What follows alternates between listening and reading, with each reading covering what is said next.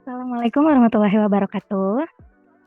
Halo semuanya, kali ini kita akan bahas bab 6 tentang bangun ruang. Nah, bangun ruang yang mungkin kalian sudah tahu kan contohnya ada kubus, balok, limas, prisma, tabung, kerucut, dan lain sebagainya. Nah, khusus di bab 6 ini, kita hanya akan membahas kubus dan balok. Nah, teman-teman masih ingat apa ciri-ciri kubus? Yap, ciri-ciri kubus yaitu memiliki 6 sisi permukaan yang berbentuk persegi. Kemudian dia juga mempunyai 12 rusuk yang sama panjang dan memiliki 8 titik sudut. Untuk jaring-jaringnya,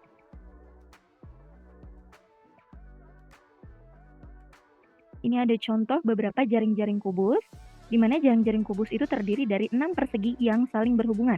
Jadi 6 perseginya itu saling nempel, ya. Nah, kemudian volume.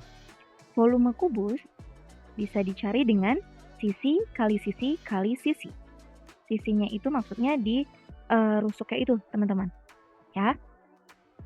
Contohnya nih, ada sebuah kubus dengan panjang sisi 6 cm. Berapakah volumenya? Seperti biasa, ingat untuk selalu menuliskan satuannya. Karena di sini satuannya cm, maka saat kita mengerjakan tetap ditulis sentimeternya, ya. 6 cm. Nah, 6 kali 6 kali 6 sama dengan 216. Sehingga volume kubus 216 cm kubik. Nah, gimana nih kalau sudah diketahui volumenya dan yang ditanyakan adalah sisi kubusnya? Misalnya di sini volume kubus 27 cm kubik.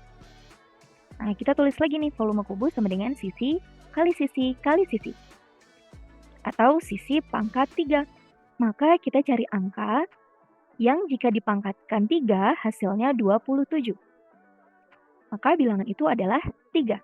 Karena 3 kali 3 kali 3 sama dengan 27. Jadi panjang sisi kubus adalah 3 cm.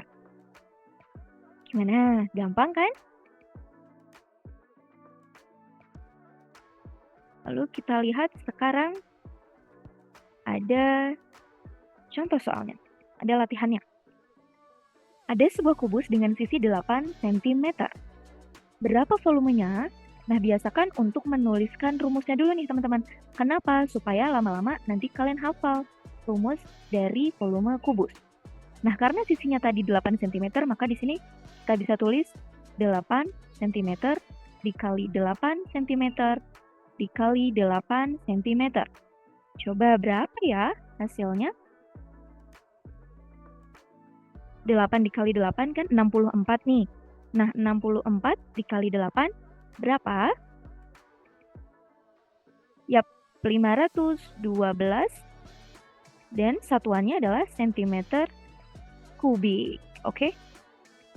Nah, sama untuk latihan yang kedua ini, kalian tulis rumusnya dulu, lalu dituliskan sisinya berapa, nanti hasil akhirnya di bawah sini. Oke? Nah, gimana kalau kita ketemu soal yang seperti ini nih? Jika volume sebuah kubus adalah 64 cm kubik, berapa panjang sisinya? Berarti kan kita cari tahu nih. Volume kubus itu tadi kan sisi pangkat 3. Kan sisi kali sisi kali sisi. Atau sisi pangkat 3. Nah, karena volume kubusnya 64 cm pangkat 3, maka kita cari tahu nih, angka apa yang kalau dipangkatkan 3 hasilnya 64. Ada yang tahu kira-kira angka berapa?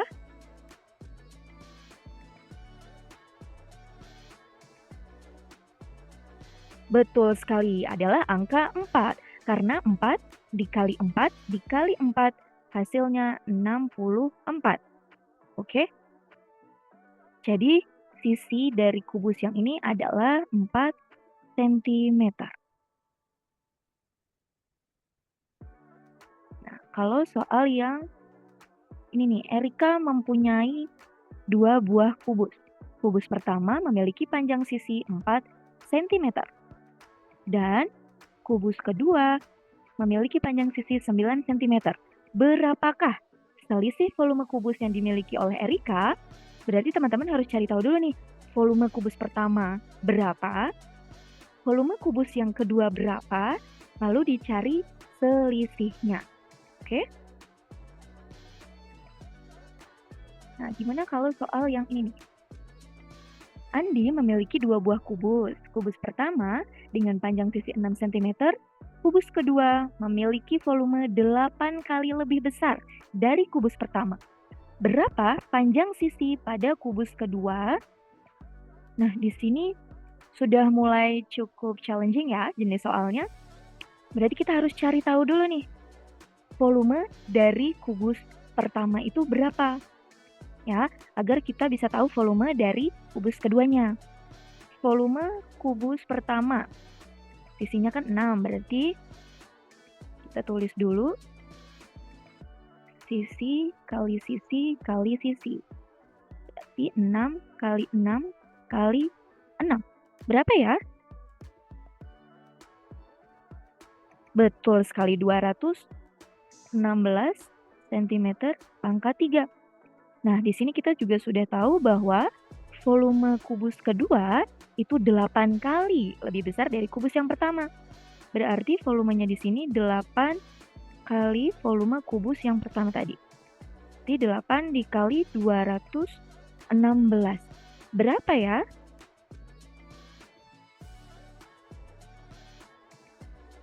Seribu 728 cm pangkat 3. Ada yang tahu kira-kira sisinya berapa? Yang kalau dipangkatkan 3, hasilnya 1728. Berapa ayo kira-kira nih? Ada yang tahu?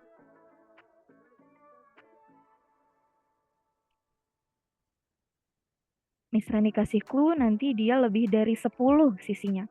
Karena kalau 10 pangkat 3 kan 1000 nih. Nah, sedangkan yang kita punya 1728. Berarti nanti sisinya akan lebih dari 10 cm. Gitu ya. Berarti sisi dari kubus kedua adalah akar pangkat 3 dari 1728. Hasilnya adalah 12 cm. Gitu, oke?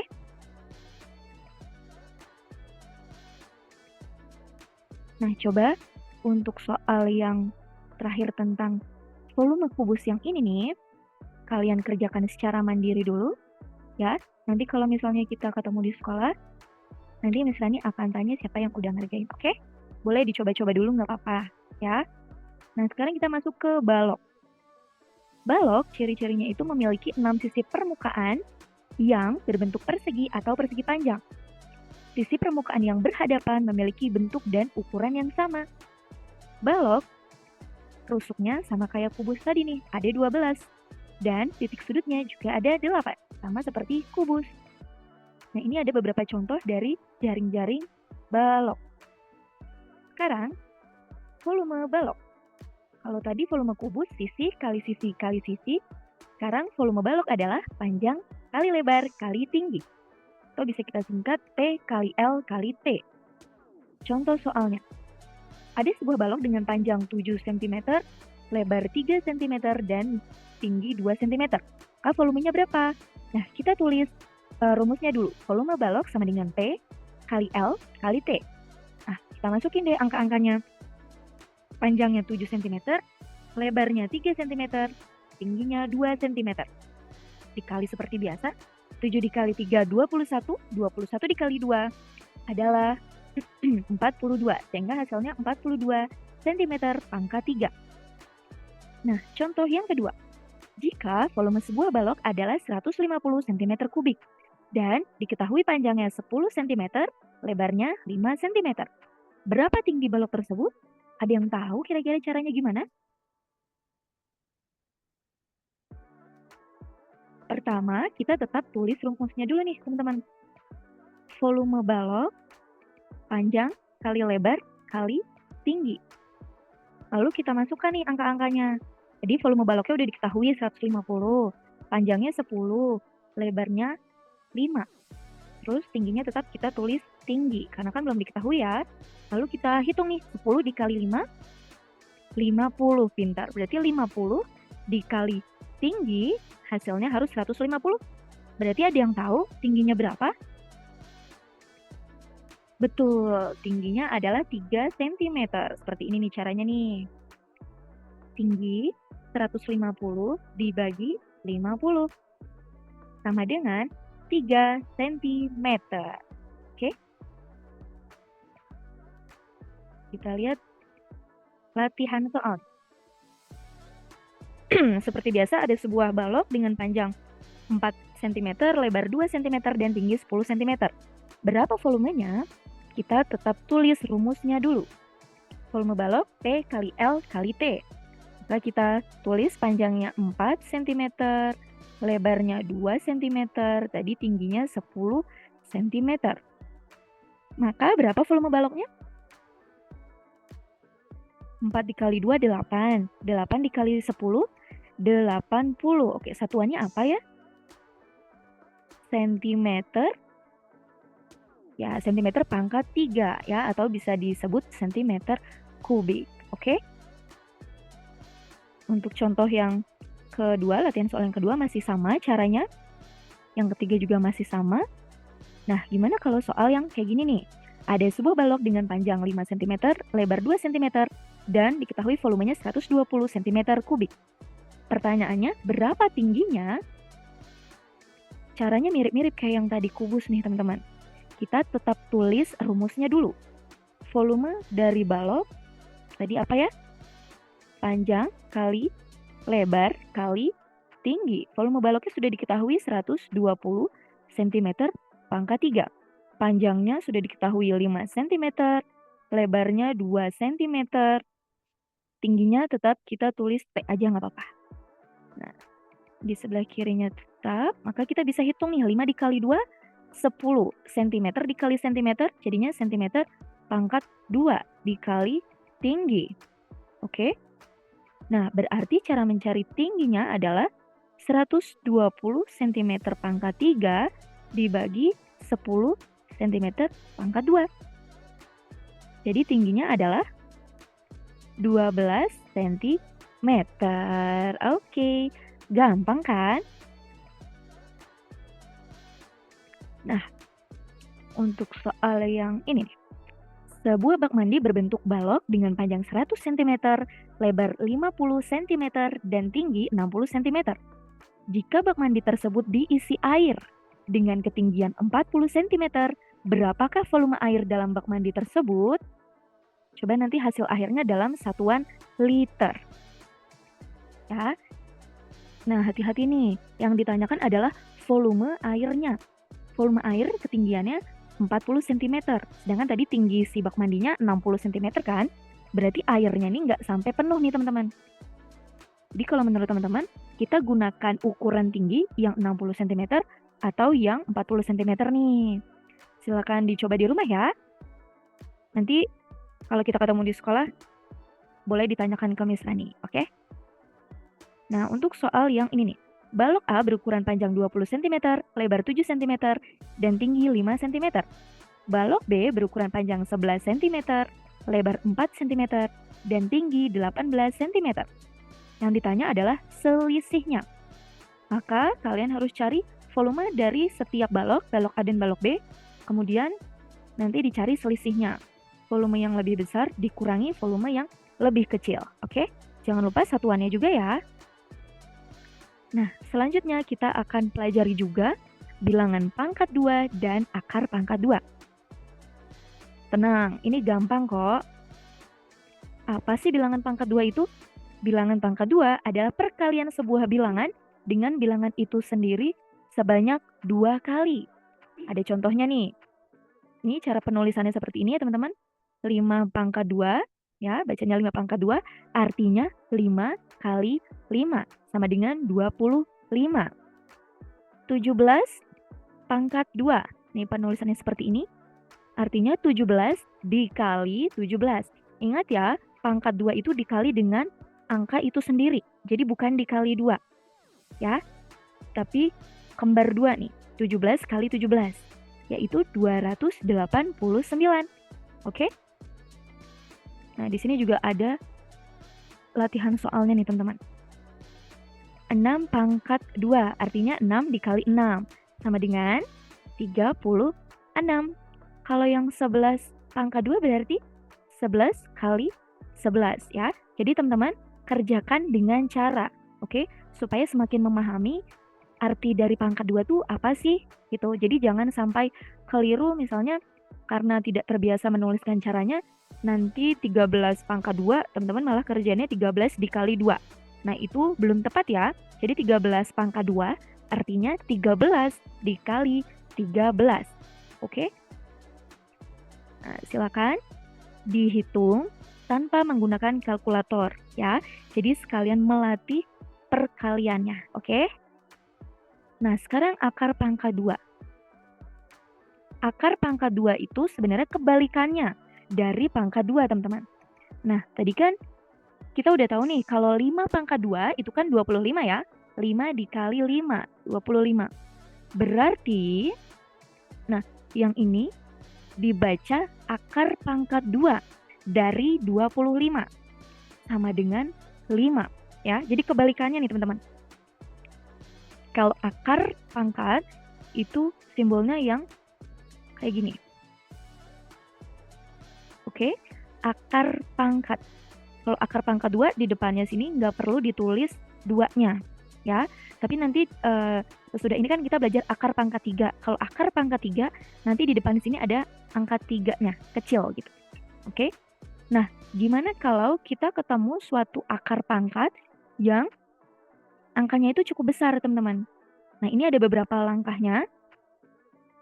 Langkah pertama, kita harus faktorkan bilangan yang ingin dicari akar kuadratnya menjadi faktor-faktor prima. Pakai apa? Pakai pohon faktor, ya. Pakai pohon faktor. Jadi, kalau misalnya teman-teman masih mungkin masih ingat, bisa langsung dicoba aja nanti latihan soalnya.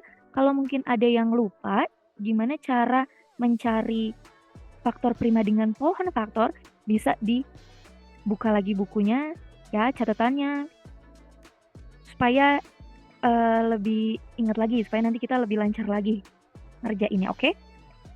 Sesudah itu nanti kita akan mengelompokkan faktor-faktor prima tersebut menjadi pasangan-pasangan angka yang sama. Ya. Langkah ketiga, untuk setiap pasangan faktor prima yang sama, ambil satu bilangan sebagai perwakilan. Langkah terakhir, kalikan semua bilangan perwakilan yang diperoleh dari langkah 3. Hasilnya adalah akar pangkat 2 dari bilangan tersebut. Mungkin kalau baca step by step-nya kayak gini, teman-teman masih bingung atau kayak belum kebayang nih step-nya gimana. Langsung aja kita kerjain latihannya. Oh, ini ada contohnya. Nih. Kita akan cari akar pangkat 2 dari 144.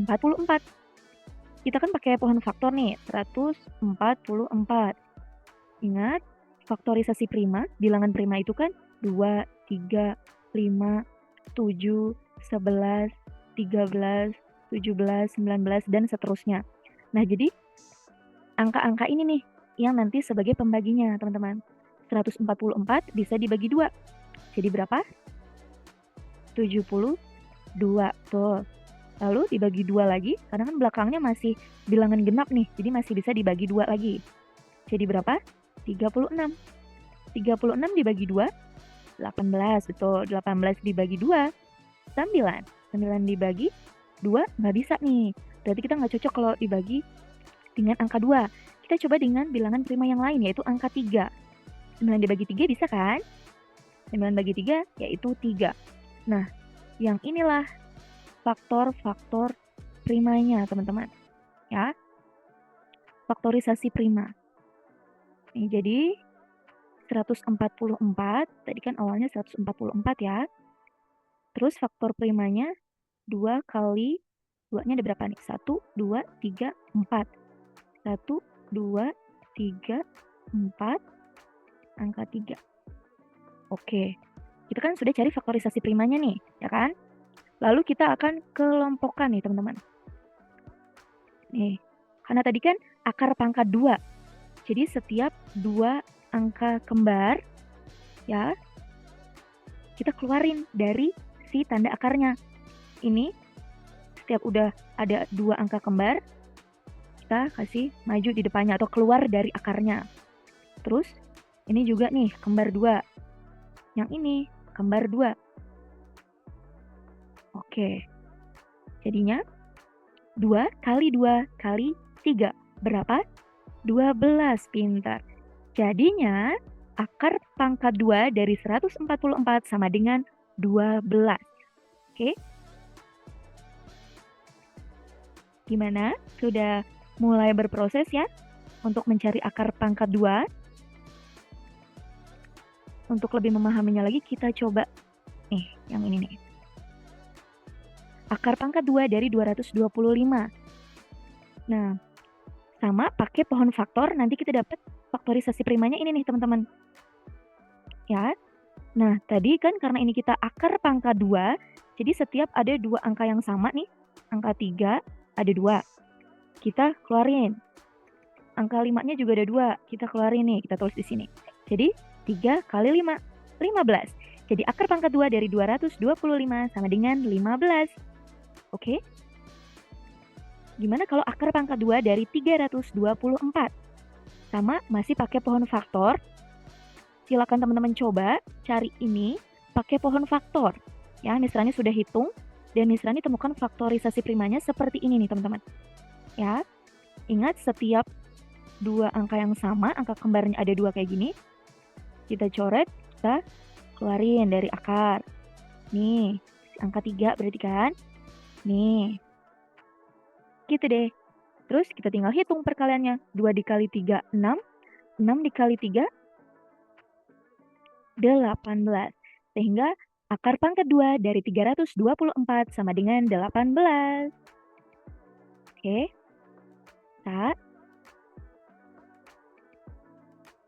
Gimana kalau akar pangkat 2 dari kita coba yang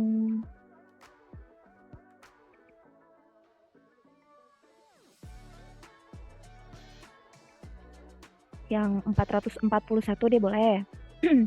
Kita pakai pohon faktor. Nah, karena belakangnya kan ganjil nih, jadi nggak mungkin bisa dibagi 2. Kita coba kalau angka 3. Kira-kira bisa nggak ya? Berapa nih? 441 kalau dibagi 3 hasilnya adalah berapa yo? 147. Nah, ini masih bilangan ganjil lagi. Berarti kita coba bagi dengan 3. Hasilnya 49.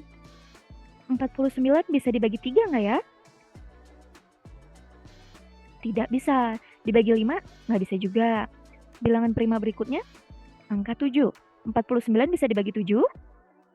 Bisa. 49 dibagi 7 sama dengan 7. Nah, berarti ini nih faktorisasi primanya. Kita udah dapat 3 dikali 3 dikali 7 dikali 7. Nah, setiap 2 angka kita keluarin. 3. Terus ini 7. 3 dikali 7, 21. Jadi akar pangkat 2 dari 441 sama dengan 21. Oke teman-teman? Bisa ya? Boleh dicoba. Angka-angka yang lain. Cari tahu lagi atau dibuka lagi bukunya gimana sih cara menghitung dengan pohon faktor. Oke? Dilatih lagi perkalian dan pembagiannya supaya teman-teman bisa lebih lancar proses berhitungnya. Nah, sekarang kalau bilangan pangkat 3. Sebenarnya mirip-mirip sih sama yang pangkat 2. Bedanya itu dikit banget. Kalau bilangan pangkat 3, ya berarti si angka itu dikalikan sebanyak 3 kali.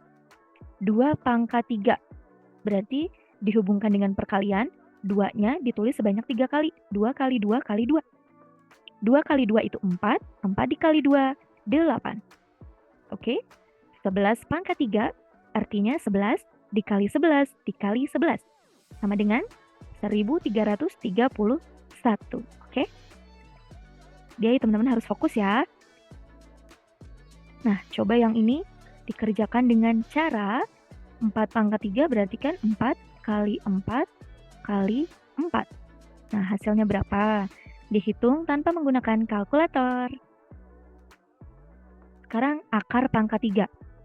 Akar pangkat itu selalu kebalikannya dari pangkatnya tadi, teman-teman. Akar pangkat 3 berarti kebalikannya dari pangkat 3. Nah, kalau tadi akar pangkat 2 itu kan nggak ada angka 2 kecilnya kan yang di depan akarnya ini. Sekarang kalau akar pangkat 3 wajib ada angka 3 kecil di depannya seperti ini.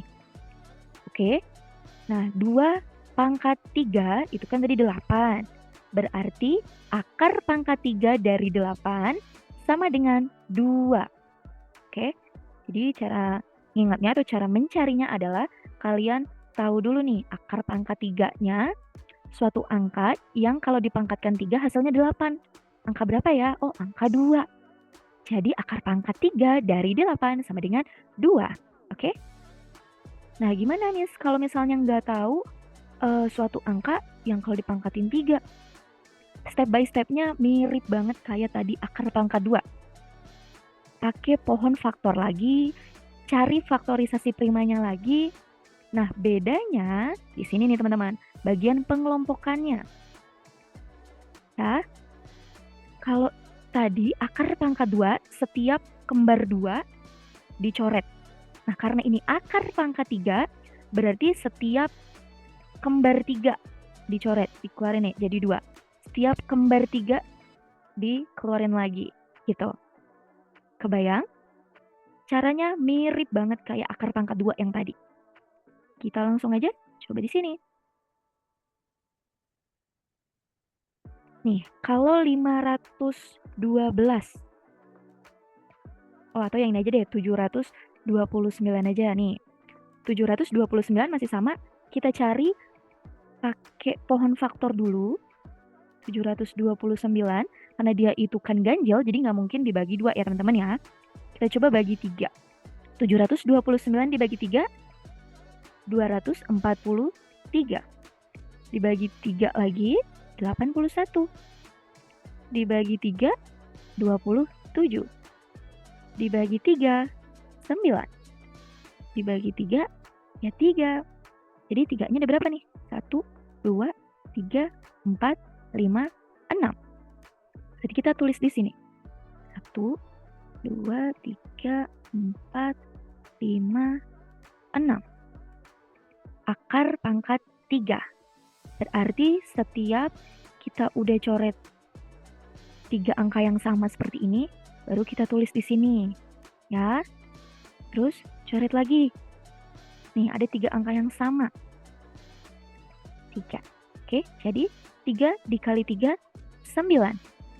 Jadi, akar pangkat 3 dari 729 sama dengan 9. Bisa?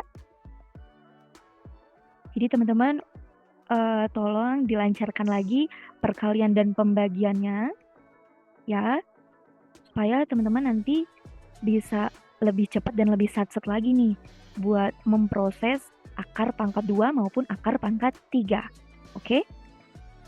Nah, silakan dicoba di rumah, ya, dihitung lagi atau kalau masih bingung boleh tanya ke Miss Rani ketika di sekolah. Oke? Miss Rani akan dengan senang hati menjelaskan, ya. Ingat ya, nanti ketika kuis ataupun final test tidak ada lagi pertanyaan. Jadi wajib ditanyakan sebelum ujian. Oke? Saya mungkin kalau misalnya awal-awalnya masih bingung atau mungkin terasa agak sulit atau agak challenge banget nih soalnya, itu nggak apa-apa teman-teman, wajar banget. Ya, karena kan kalian baru ketemu nih sama materi ini selama di primary. Jadi kalau misalnya agak pusing-pusing dikit, it's okay, nggak apa-apa. Dicoba lagi, oke? Lebih semangat lagi, ya. Kalau masih bingung, boleh ditanyakan. Oke teman-teman? Kalau gitu, sekian materi kita tentang bab 6 bangun ruang.